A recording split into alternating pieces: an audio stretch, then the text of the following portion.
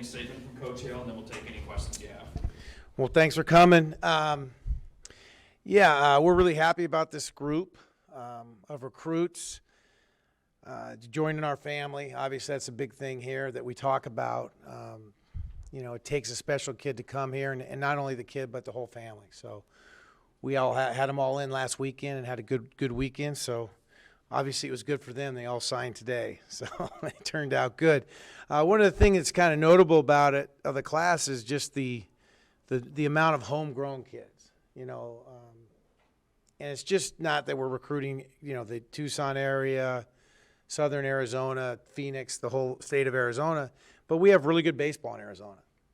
And, did we get all of them? No. And that just shows you how good our state is producing baseball players. Whether it's the Texas schools, California schools, ASU, of course, we're always vying for everybody with. So we were really happy this year to get the 9 pitchers and the 5 position players. I think the one player that's not on here for you guys that we just signed and we can release is Jaden Swanberg from Pima, left-handed pitcher that went to South Point, but he's at Pima now, and it's going to be a big help to us as a left-handed pitcher. But, another thing I'd like to, just sort of mention, Trip Couch is our recruiting coordinator, was one of my first hires when I got here. And just this guy works so tirelessly and to get this class done, and obviously the class of 22, and this is our second one, and all the other ones to come. But you got to tip your cap to him and Dave Lawn, who they kind of, the 3 of us are the only ones that can recruit as of now. That's what the rules allow. And so Tripp is the one who sort of tells us where to go and to look at these players. And last year we signed a bunch more, but we felt like this year class is really talented, and it gives us some room in the spring for some more, maybe some junior college kids that we see on, able to see with our own eyes. And then, of course, there's the old portal in the summer, so we have a little more room for the summertime. The size of the class, is that mostly because of the anticipation of what you would lose? Yeah, obviously you can only have 27 counters when it comes down to it. So you have to sort of figure that out, and that's kind of what happened this fall. Was when we looked at last year's team coming in, we probably had 4 or 5 guys that we thought were going to sign that didn't sign. And what we have to start to think about is Major League Baseball is now at 20 rounds in the draft, so it makes it a lot harder to get drafted. So we have to be really conservative of what we think of who's going to get picked. So, we came back this fall with probably 4 or 5 guys more than we thought we were going to have. It's a smaller class for that reason, but also I think the portal's starting to play into this. You have to sort of leave some room, and we're going to have some older players this year that are going to leave, that we know are going to leave because it's just running out of eligibility. Came to your previous class, a lot of those guys you kind of had to get in either late or with your group. Did you feel like you had more time to evaluate this class? No doubt. Every kid in this class we had eyes on, and usually more than one coach had eyes on them, which is a nice thing. I sat on a bunch of these kids for a while, so that gives you a lot more comfort in what you're bringing in and what you're expecting. When you go to Minnesota and Illinois and get those kind of prospects, what do you think sells them on coming to Tucson? Well, some of it's weather, obviously, and just the program and the opportunity to come down here. And, most of these kids that are the Illinois kids are guys that really feel like they're going to play professionally. And they have not had the opportunity to be seen maybe in those places. And they're coming to a place that they know they're going to be scouted heavily. And they have confidence because, to be frank with you, you're going to have to be good to play here. So you don't want to come somewhere you're not going to have an opportunity to play. So all those Midwestern kids that we've been able to get the last couple of years, we have a couple, 3 or 4 in this class that are playing right now in the fall.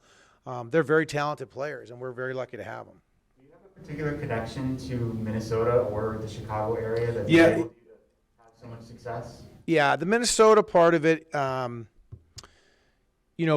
those kids, when we go to these tournaments now, but down in Georgia, up in Phoenix. Some are down here in Tucson. But the way baseball has become is these kids, for example, Easton Breifogel, he plays on this five-star team. So they play all over the country.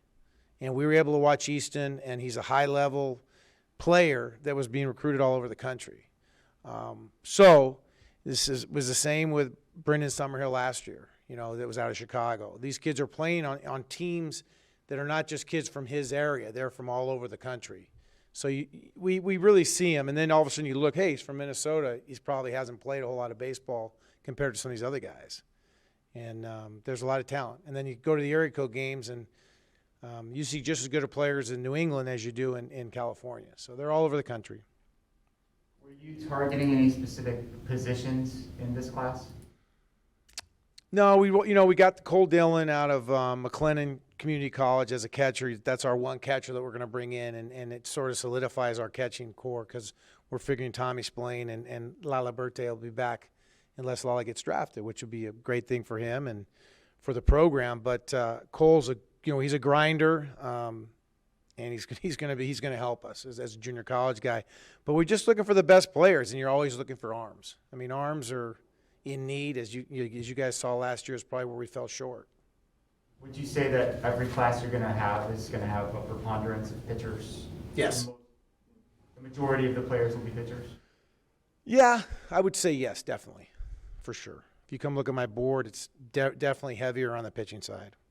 Has that changed a ton since even you played, the number of pitchers you need? No, I don't think so because, and even when I played, yeah, you're going to pitch because we talk about this, we're going to travel 27. Are you going to travel, 13, 14 pitchers or 12? You got 3 starters, and then, you're thinking, isn't 9 relievers enough to get through a weekend? But you never know. And we're very lucky with this class that we just brought in with Casey Hintz as a shortstop and a right-handed pitcher. So here's a freshman who has an opportunity to travel because he's going to help us on the mound probably more as a freshman than in the infield, but he gives us a backup in the infield. So I just think you have a lot more injuries than you did when I played or that we knew about.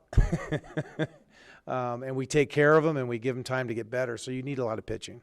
You have a handful of guys who just joined your team from Pima, and you got a couple guys on this list from Pima. How would you describe the relationship? Very good.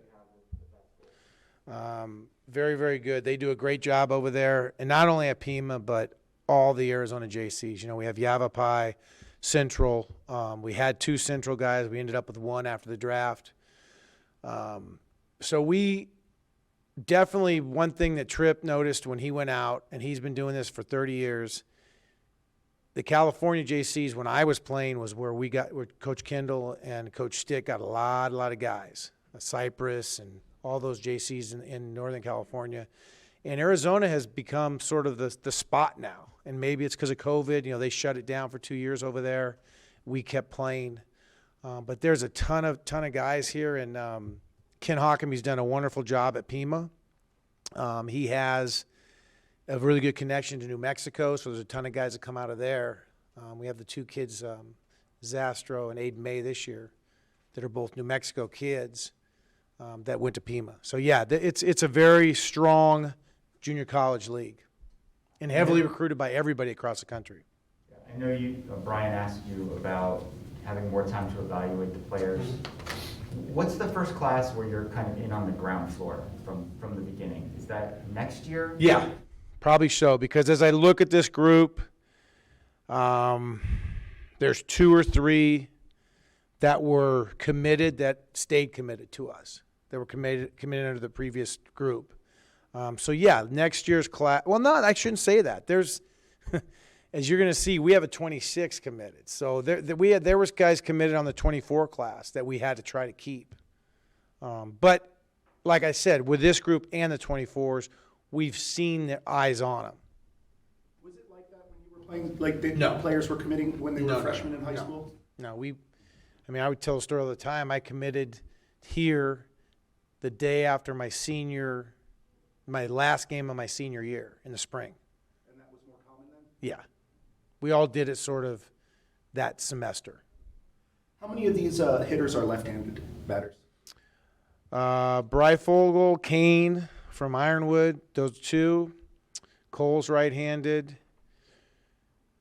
Nico Newhan is right-handed, and Zach Plaschert is left-handed. Yeah, 3 lefties. And that's one of the things we felt like we lacked last year. We brought a bunch in this year, and these guys are all really talented lefties. You're new to recruiting when you got this job. Mhm. Now you've done it for a little over a year. What would you say you've learned over that time about it? It's looking at talent, whether you're looking for professional players or college players. Probably just have to try to figure it out at a younger age. And, we go back and forth on, do we commit this kid that's never even played a high school baseball game? Because really, is it fair to him? Is it fair to us? But the problem is if you don't attack that and get in on the ground floor of those kids, they're all committed to other schools in the conference and other schools back in the South. So it's one of those rules that may change in the future. Maybe we can't talk to them until a certain year. But as of right now, that's what the rules are. So you just have to identify, and Tripp's really good at it, the athleticism, and some of it has to do with, how mentally ahead of the game they are. You alluded to the possibility of a rule change when it comes to, like, staff in terms Right. of, I'm assuming that's meaning going from a volunteer coach to a paid coach. That then makes them the ability to recruit. Correct. I think that's up for vote this Christmas time or this during the break, and whether it gets enacted in just January or next fall, we'll see. How important would that be Oh, to have huge. that extra guy? It'd be if we get 1 or 2 they talked about, and it would be huge. Dinner on Toby, if that happens. It would be. It's just. The problem we run into is, so let's say one of my coaches leaves to be a head coach, and I got to hire a coach, and now these poor guys have never recruited. They've never been out there. They don't have any opportunity to do it. There's no rule that allows them to do that. Like, unless, for example, Dave Lawn's having a hip replacement. So for those 3 weeks, we can replace him with one of our assistants that doesn't get to recruit. But the problem is there's no recruiting during December. So what you're saying, it makes it difficult to elevate somebody Yeah. who's been a volunteer who doesn't Yeah, have you the really have to recruiting take a chance. Summarize fall baseball now that the It was portion- it went fine. We started a lot early with the team phase. We played Hermosillo, of course, and had some guys pitch against pro guys that we wanted to see, and it was very impressive. And then we got to play Pima, which was really cool, and then UNLV, of course. And I break our team into 2 teams. We're very old and very young. So when the 2 games against Pima and UNLV, we played our older guys in the first game and all the freshmen in the second game. And just those 2 weeks of watching the improvement from Pima to UNLV was pretty impressive. That they really, you saw why they were recruited here in the second game. Any lingering or any injuries that you think might linger? No. We should be good. We should be good in the spring. What positions would you say are still open in your mind, or still subject to competition? I just think we've found a way to kind of move some people around. So position-wise, I wouldn't say that. It's just a matter of who's going to catch who's going to be the number 1 catcher, because Tommy didn't get the catch. He was hurt all fall, excuse me.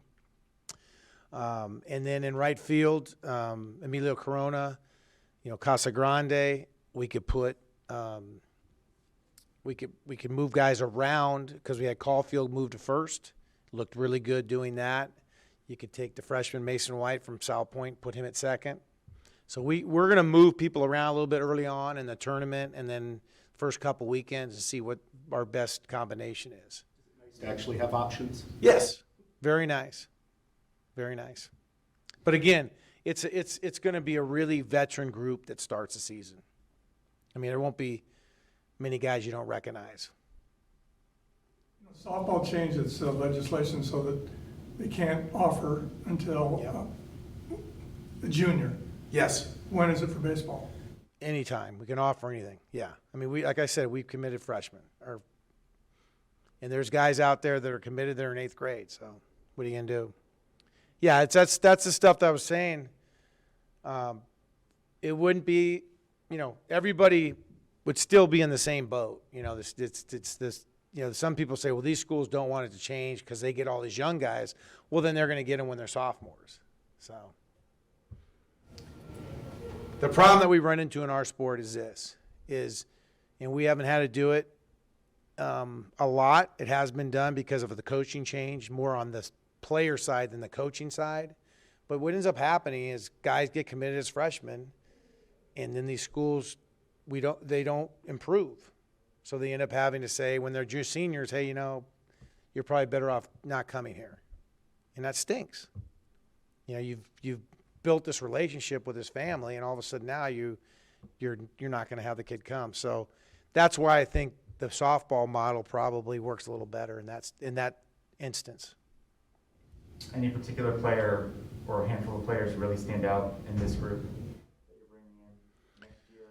Well, I wouldn't, it's hard to say. There's guys that are probably higher rated when you talk about professional getting drafted and all that. But I think the thing that you talked about with the left-handed hitters is really important. And we're going to lose a lot of older players. So there's going to be opportunity. Obviously, the great thing about our freshman class this year is they understand that. And they're working towards getting some at-bats this year, but knowing that those spots are going to be wide open next year, and you're going to roll it in with some big, strong, fast players. The portal being as it is now, does that put an emphasis on trying to get guys opportunities to show that they do have a future with your team so that they don't think, well, maybe the grass is greener somewhere else? Yeah, I mean, it is what it is. That's a problem with baseball. And you could when I played, we just had 9 guys that played. That was it. It wasn't like we were pinch hit for or ever, I don't think. And so we try to mix and match a little bit more now and get guys opportunities, but we try to make it very clear that it's, this year's your developmental year. There's going to be a few that really help us. I mean, there's some guys that showed us in the fall that they could probably help us in the spring, and they're going to get opportunities. And, unfortunately, there's going to be injuries like we had last year. You said 27 counters? Yeah. What's the max you can have on the roster overall? Well, 35, and then we have 5 for COVID. So really you could have 40 this year. Our max is 39 because we only have 4 COVID guys this year. We figured Otrimba would be the 40th. Yeah. Basically, because of that. Okay. 39. And what can you travel with? 27. 27. Is that for all games? Well, I mean, when we go to ASU, we can bring everybody. For example, we're going to Fuller. We're going to go Fullerton on a Tuesday or Wednesday, and then play UCLA on the weekend. So I think the league allows us to bring 1 or 2 extra guys, but they won't be. We have to make a 27-man roster for the weekend. You'll keep on playing UCLA and USC? No.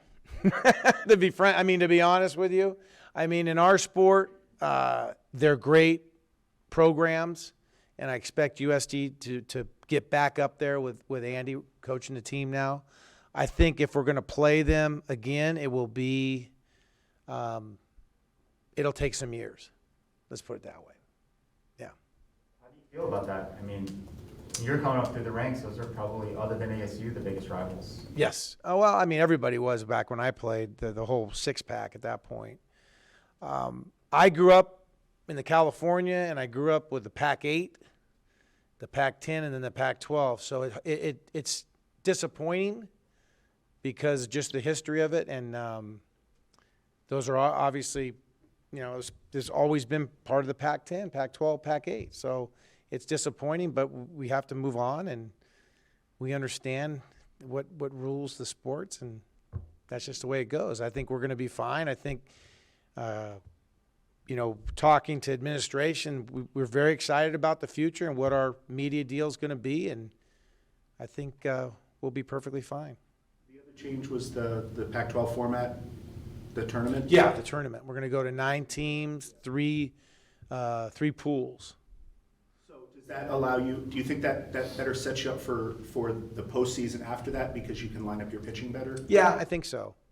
I think you're guaranteed 2 games, and the most you have to play is 4, which is great. I think that was the main, when we went into the head coaches meeting, we were trying to find some format that was going to give you a chance to win a couple games and help your RPI, and then also not kill you for the next weekend. I think UCLA, especially in Oregon State, felt like you played those, remember the games at 1 a.m. and 27-25 and beat up everybody and got guys hurt. So, but for the most part, what was great about those meetings was I think everybody was really happy about the tournament and we're having it, and because I think there were some guys that weren't into it, and I think they liked it more than they thought.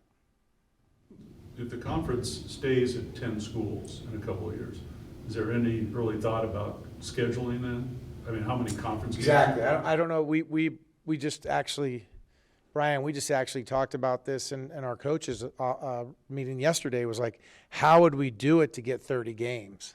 Or do we just drop it to 20, whatever? Play 24, I guess. And the tough thing about all the rule changes that took place while I was between my playing here in the 80s to now was that we only play 3 weekends before we start Pac-12 play. So you don't really have a great base for your start of the season. So you that would give us 2 more weekends of out of conference play and chance maybe to go to some place that's pretty cool for the kids. Go to Miami, go to Florida State, somewhere like that. Any more questions? All right, thank you, everybody. Thanks, guys.